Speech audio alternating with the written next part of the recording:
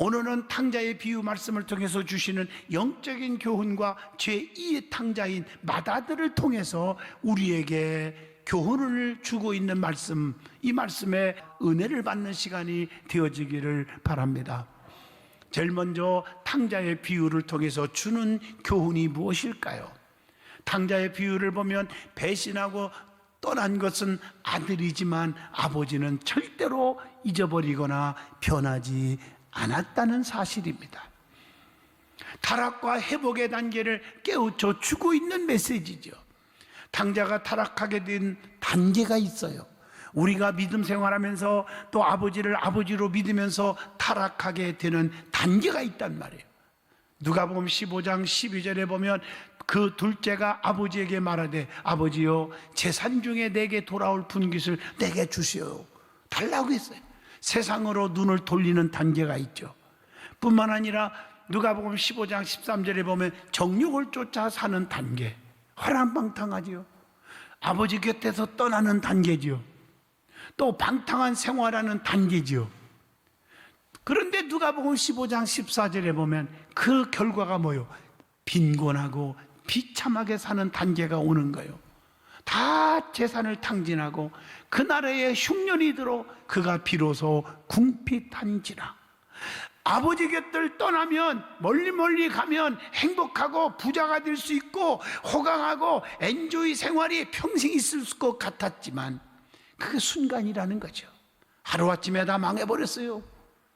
흉년이 들어 먹을 것이 없어 굶어 죽게 되는데 그게 뭐예요? 추하게 사는 단계로 왔다는 거예요. 누가복음 15장 15절에 보세요. 그가 그를 들로 보내요 죄지를 치게 하였는데 엄청난 고난을 당하는 단계가 왔죠. 누가복음 15장 16절 보세요. 돼지 먹는 쥐험 열매로 배를 채우고자 하는데 주는 자가 없는지라. 돼지밥도 안 줬어 사람들이. 이런 고난이 어디 있습니까? 그 다음에 탕자가 타락했지만 그렇게 타락해갖고 망했지만 회복하는 단계가 있어요. 어떤 단계일까? 누가복음 15장 18절입니다. 내가 일어나 아버지께 가서 이르기를 아버지 내가 하늘과 아버지께 죄를 지었사오니 죄를 깨닫는 단계가 있습니다. 그리고 누가복음 15장 19절입니다. 지금부터는 아버지의 아들이라 일컬음을 감당하지 못하겠나이다. 내가 너무 잘못했어요. 아버지라고 부를 수도 없어요. 그러니 나를 품꾼으로 여겨주고 품꾼으로 여겨주고 완전히 돌이키는 단계죠. 그래서 누가복음 15장 20절 보세요. 아버지께로 돌아갑니다. 그런데 아직도 거리가 먼데 아버지가 그를 보고 측은히 여겨서 달려가서 목을 안고 입을 맞추니 이게 최고의 사랑의 표현이거든요. 용서의 표현입니다. 그래서 누가복음 15장 20절은 받아들여지는 단계입니다. 죄를 자백하는 단계가 왔죠. 15장 21절에. 그리고 죄를 회복하는 단계가 오지요. 누가복음 15장 22절에 보세요. 아버지는 종들에게 이르되 제일 좋은 옷을 내어다가 입혀라. 그리고 손에다가 가락지를 끼우고 발에 신을 신기라. 이렇게 말하고 있습니다. 그 다음에 어떻게 해요? 즐겁게 사는 단계가 오는 거죠. 아버지 앞에 왔으니까. 누가복음 15장 24절 내 아들은 죽었다가 다시 살아나시며 내가 잃었다가 다시 얻었노라 하니 그들이 즐거워하더라. 이렇게 말하고 있습니다. 자, 그러면 자식을 대하는 그 아버지의 사랑을 오늘 이 말씀을 통해서 우리에게 깊이 깨우쳐 주고 있다는 거죠. 아버지는 모든 것을 다 허락하시는 분이에요. 요구하는 걸 다 주시는 분이 아버지입니다. 그가 우리가 믿는 하나님의 아버지를 의미하기도 합니다. 아들이 재산 중에 자신에게 돌아올 분깃을 딱 잘라서 달라고 했을 때 누가복음 15장 12절 다 주었어요. 아버지는 자식에게 좋은 것을 다 주는 분이에요. 오늘 누가복음 11장 13절을 같이 봅니다. 너희가 악할지라도 좋은 것을 자식에게 줄 줄 알거든 너희의 하늘 아버지께서 구하는 자에게 성령을 주시지 않겠느냐 하시니라. 이렇게 말하고 있어요. 자녀는 주시는 부모의 심정을 알고 모든 것을 선하게 사용하여야 하는데, 그렇게 다 주는데 탕자는 세상 향락을 위해서 모든 것을 썼기 때문에 고통이 왔다는 것입니다. 또 하나는 아버지는 어떤 분입니까? 모든 것을 용서하시는 분이 아버지이십니다. 탕자는 재물을 가지고 먼 나라로 가서 허랑방탕하여 재산을 다 허비했습니다. 돼지가 먹는 쥐업 열매도 배불리 먹을 수 없는 지경까지 탕자는 경험하게 됩니다. 집 나간 자식은 이렇게 비참하다는 사실을 누가복음 15장 16절을 통해서 깨우쳐 줍니다. 집 나간 탕자는 스스로 돌이켜서 내가 아버지께로 돌아가자, 나 여기서 굶어 죽는다, 내가 아버지께 가면 양식이 풍족한데, 이렇게 말을 하죠. 아버지는 무조건 과거를 묻지 않고 용서의 사랑을 베풀어 주시는 분이잖아요. 그렇게 돌아온 탕자를 향해서 누가복음 15장 20절에 입을 맞추고 달려가 목을 안아주셨다, 용서하시고 사랑해 주셨다는 겁니다. 그리고 제일 좋은 옷을 입혀주고 신발까지 신겨주고, 너는 아버지라 자격이 없다고, 아버지라고 부를 수 있는 자격이 없다고 말하고 그렇게 오지만 너는 누가 뭐라해도 내 아들이야 하는 의미에서 가락지를 끼워줍니다. 이게 하나님 아버지의 사랑이에요. 제일 좋은 옷을 입혀주고 신발 신겨주고, 얼마나 멋있어요. 과거의 죄를 묻지도 아니하시고 무조건 용서하시잖아요. 요한일서 1장 9절을 보면, 만일 우리가 우리 죄를 자백하면 그는 미쁘시고 의로우사 우리 죄를 사하시며 우리를 모든 불의에서 깨끗하게 하실 것이요 라고 말씀했습니다. 그 다음에 아버지는 돌아온 아들을 어떻게 했습니까? 회복시켜 주시는 분이십니다. 하늘과 아버지께 죄를 지었기에 아들이 아니고 종으로 좀 써주세요, 나는 아버지라고 부를 수도 없어요 하고 눈물 흘리는 아들에게 회복의 은혜를 주셨단 말이에요. 그게 21절 22절입니다 아버지는 아들을 향하여 죽었다가 다시 살아났고 잃었던 아들을 다시 찾았다고 너무 기뻐한다고 누가복음 15장 24절에 말합니다. 그것이 다른 거예요. 그러므로 기독교는 유턴하는 종교라는 거예요. 돌아오기만 하면 반드시 회복의 은혜가 임한다는 것입니다. 성경에 나오는 사랑의 표현으로 아버지를 묘사한 것이 많지요. 성경에 누가복음 15장 17절 부유하신 아버지, 요한복음 11장 41절 들으시는 아버지, 요한복음 17장 25절에 의로우신 아버지, 요한일서 1장 9절 무조건 용서하시는 아버지. 이게 나의 아버지예요. 그 아버지는 항상 우리를 버리지 아니하시고 잊어버리지 아니하시고 여러분 곁에 계신 줄로 믿습니다. 그 아버지의 사랑을 우리에게 깊이 깨우쳐 주고 있다는 것입니다. 아들은 아버지 곁을 떠났지만 아버지는 늘 항상 곁에 있었다는 것입니다. 아버지는 항상 우리 곁을 떠나지 않고 계신다는 거예요. 사도행전 17장 27절에 이는 사람으로 혹 하나님을 더듬어 찾아 발견하게 하려 하심이로되 그는 우리 각 사람에게서 멀리 계시지 아니하도다. 여러분 시편 138편 139편에도 그 말씀 아닙니까? 하나님은 높이 계셔도 낮은 자를 하감하시며 멀리 계셔도 교만한 자를 아신다. 앉고 일어섬까지도 아시며 내가 하늘에 올라갈지라도 거기 계시고 음부에 내려갈지라도 거기 계시며 주의 오른손이 나를 붙드시나이다. 아버지는 우리 곁을 떠나지 않아요. 그래서 마태복음 28장 20절에 내가 세상 끝날까지 너희와 항상 함께 있으리라 하시니라. 아들은 아버지를 버리고 떠났지만 아버지는 포기하지 않습니다. 우리 주님은 잃은 자를 찾아 구원하시러 이 땅에 오신 분임을 아셔야 합니다. 누가복음 19장 10절 인자가 온 것은 잃어버린 자를 찾아 구원하려 함이니라.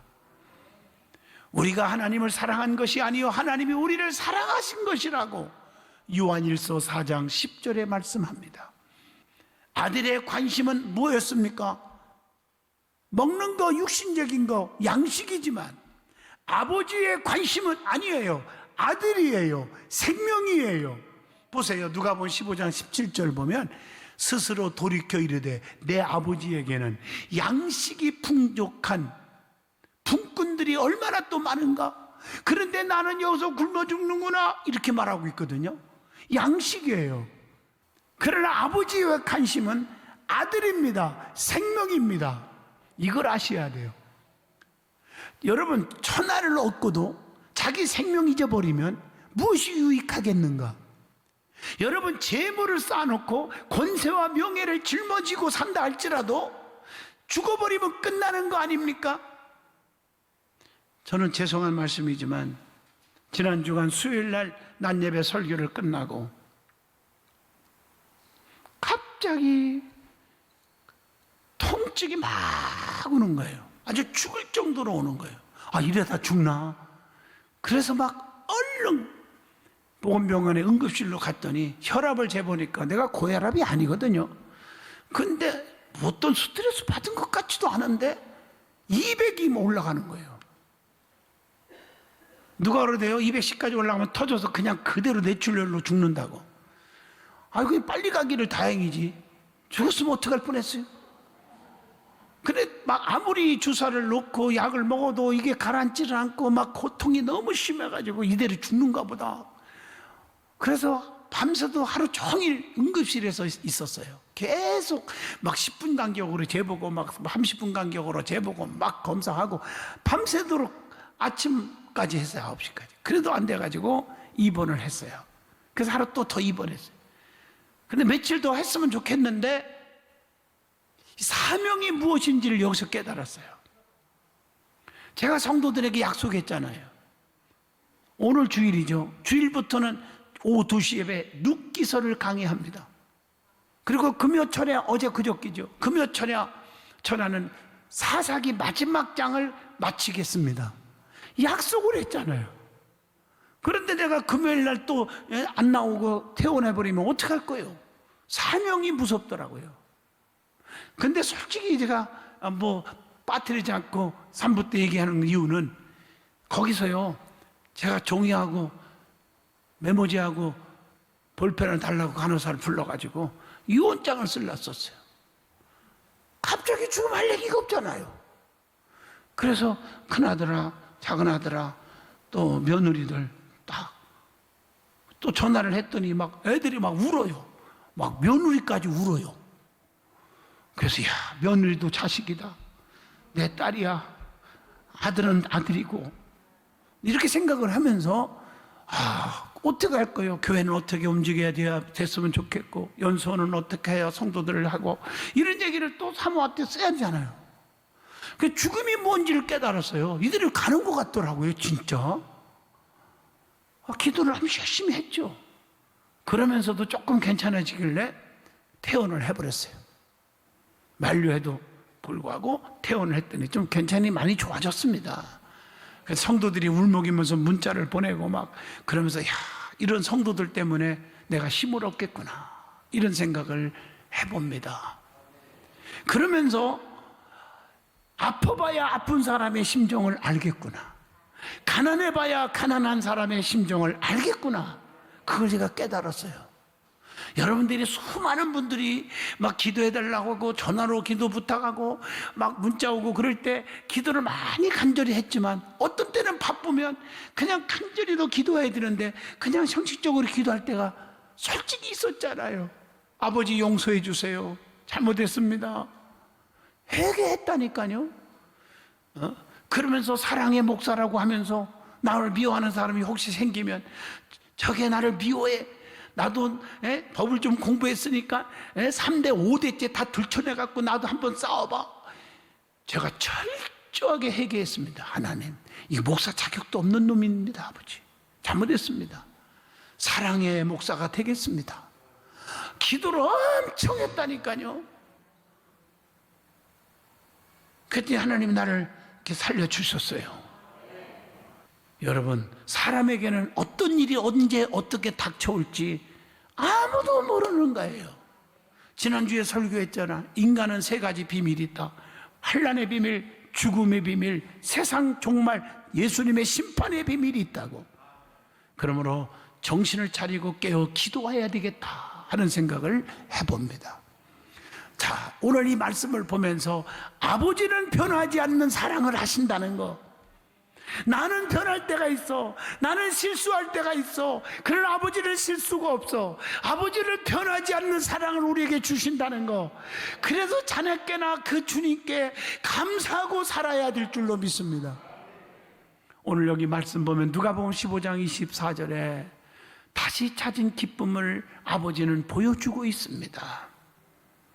하나님은 내게로 오는 자를 절대로 내어 쫓지 않는다고 요한복음 6장 37절에 말씀합니다.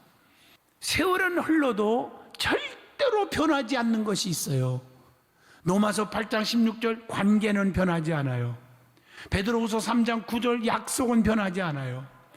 요한복음 13장 1절 사랑은 변하지 않습니다. 베드로전서 1장 4절 세월은 흘러도 유업은 변하지 않는다. 베드로전서 5장 4절 면류관도 변하지 않는다. 복음과 진리도 갈라디아서 1장 7절 보니까 변하지 않는다. 세월은 흘러도 히브리서 13장 8절 예수님은 변하지 않습니다. 허물 많고 부족하고 죄인 중에 괴수 같은 자라 할지라도 회개하고 돌아오면 무조건 용서하시고 회복의 은혜를 주시는 것입니다. 그러므로 여러분, 사람들이 주변에서 성도끼리 좀 불평한 게 있고 좀 부족한 게 있고 실수가 있더라도 아버지가 용서해 주시면 그 사람 우리가 정죄하거나 선입관념을 나쁘게 가지면 그것은 죄악이라는 것을 말씀을 통해서 깨우쳐 주고 있습니다. 그러면 제2 탕자 맏아들에 대해서 한번 생각해 보면서 우리에게 어떤 교훈을 주고 있을까? 둘째 아들이 집을 나가 방탕한 삶을 살다가 거지가 되어 회개하고 돌아오는 모습을 보고 아버지는 과거를 묻지도 않고 용서하시고 회복의 은혜를 주었다고 하는 것입니다. 그러나 맏아들은 형으로서 돌아오는 동생을 기쁘게 환영하지 못했고 비난과 원망과 불평을 아버지께 쏟아놓고 있습니다. 오늘날 교회 안에서도 조금 부족하고 허물이 있다 하여 미워하고 핍박하는 경우가 많지 않았는가 생각하게 합니다. 또한 회개하여 하나님께 가까워진 믿음의 사람을 보고 기뻐하는 것이 아니라 시기하고 질투하는 이들이 많이 있었지 않았는가. 또한 탕자의 모습임을 말씀을 통해서 오늘 이 말씀을 보여주고 있는데 우리는 깨달아야 된다는 것입니다. 그는 아버지의 마음을 이해하지 못했다는 것이 문제입니다. 아버지의 변하지 않는 사랑을 이해하지 못했고 잃어버렸다가 생각한 아들이 회개하고 돌아온 것이 얼마나 반갑고 기쁜 것인지를 이해하지 못했습니다. 제2의 탕자인 첫아들은 동생에 대한 자신의 책임을 잃어버리고 말았어요. 자기에게는 왜 책임이 없냐는 거예요. 목사도 생각할 때마다 성도들이 왜 저러나 그럴 때 항상 그 성도들을 미워할 때가 있어서 회개를 엄청나게 했다니까요. 나를 돌아보는 거예요. 내가 잘못 가르쳤고 내가 은혜를 못 끼쳤고 내가 기도하지 않아서 그랬다. 내 책임을 왜 생각하지 못했다는 거죠. 맏아들로서 아버지를 대신해서 가정을 지킬 책임이 있는 거 아니겠습니까? 다시 말하면 집 나간 동생을 지켜야 할 책임이 있지 않느냐는 거예요. 돌아온 동생을 위해 잔치를 베풀어 줄 책임도 있다는 사실을 왜 잊어버렸냔 말이에요. 눈앞에 보이는 것에 너무 집착하여 옹졸한 태도를 보인 것이 아니겠습니까? 재산을 탕진한 것만 생각했지 귀한 생명이 회개하고 돌아온 것을 보지 못한 것입니다. 너그럽고 덕스러운 형의 모습을 잃어버린 거예요. 그래서 제2의 탕자의 죄악이 무엇입니까? 구체적으로 25절로 28절 잔치에 동참하지 않아요. 아버지의 기쁨에 동참하지 않았고, 그래서 우리 성도들은 하나님의 기쁨에 동참하여야 하는 것입니다. 그리고 화를 내고 분기를 하고 불평하고 원망했음을 28절을 통해서 나옵니다. 믿음의 사람들은 남의 허물을 보고 분개하고 불평하고 비난해서는 안 된다고 잠언서 19장 19절에 말하고 있습니다. 아무리 실수가 있어도 잘못한 거 있어도 감춰줄 줄 알고 기도해 줄 줄 알아야지, 그걸 들춰내는 것은 아주 잘못된 사람입니다. 그래서 마태복음 7장 5절을 읽어봅니다. 같이 보겠습니다. 외식하는 자요, 먼저 내 눈 속에서 들보를 빼어라. 그 후에야 밝히 보고 형제의 눈 속에서 티를 빼리라. 이렇게 말씀합니다. 그리고 맏아들은 자기 자랑에 빠져버렸어요. 큰아들은 자신의 공로를 내세우면서 아버지의 일을 했다고 막 자랑을 해요. 29절에 보니까 동생 탕자는 아버지의 살림을 창기와 함께 다 날려버렸다고 비판을 쏘놓고 있습니다. 30절에 성도는 자신의 공로를 내세우면 안 됩니다.